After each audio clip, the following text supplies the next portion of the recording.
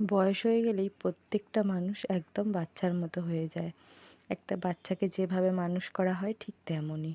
আর আজ ছিল রবিবার, তো সকালবেলাই বেরিয়েছি কাজকর্ম সব সেরে। আর এদিকে দেখো মেঘলা ওয়েদার, সকাল থেকেই সূর্য যেন উঠতেই চাইছে না। আর আমি এসে একটু দাঁড়িয়েছিলাম, অপেক্ষা করছিলাম মায়েদের জন্য। কি ব্যাপার? আমার কাঁধে আমি এই আর আসবো না। আমার কাঁধে আর এই যে দাদু দেখো আমাকে দেখেই কান্নাকাটি করতে আরম্ভ করেছে।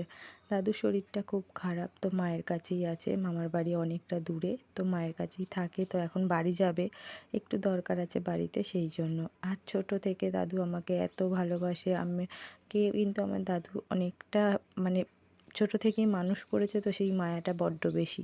আমার যত আবদারও কিন্তু দাদুর কাছে ছিল, আর বিয়ের পর এখনও পর্যন্ত আছে। মানে কোনো কিছু একটু গাছের জিনিস হলে বা কিছু হলে অত দূর থেকে কিন্তু আমাকে দিতে আসে।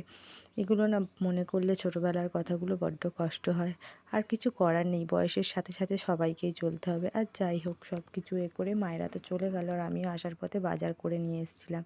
তো বাজার করে নিয়ে এসে মোটামুটি তাড়াতাড়ি করে রান্না কমপ্লিট করে নিয়েছি। আর এদিকে কিন্তু দেখো বৃষ্টি আরম্ভ হয়ে গেছে। বৃষ্টি দেখতে দেখতে বেশ ভালোই লাগছিল। আর তার ফাঁকেই দেখো চলে এসছে আমাদের বাড়ি কতজন অতিথি। এই যে আমার ছেলে কিন্তু ওদেরকে পেয়ারা খাওয়াচ্ছে, আর ওর ছোটো হাতটাও ওদের দিকে এগিয়ে যাচ্ছে না বলে আমিই বলছি, দে বাবু আমি খাওয়াই।